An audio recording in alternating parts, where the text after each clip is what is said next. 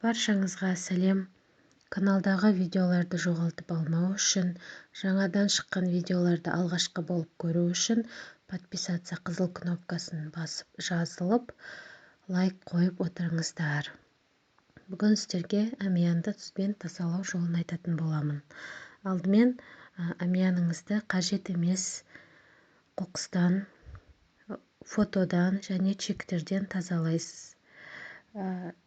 Ішінде ақша, карточка, егер өзіңіз сеніп бір талисман қойсаңыз, соларды бәрін шығарып шетке қоясыз. Содан кейін кішкене салафанға тұз салып 3 күнге әмиянның ішіне салып қоясыз. Тұз тұрған кезінде әмияныңыз таза әрі бос болу керек. 3 күннен соң тұзды суға ағызып, салафанды мусорға лақтырасыз.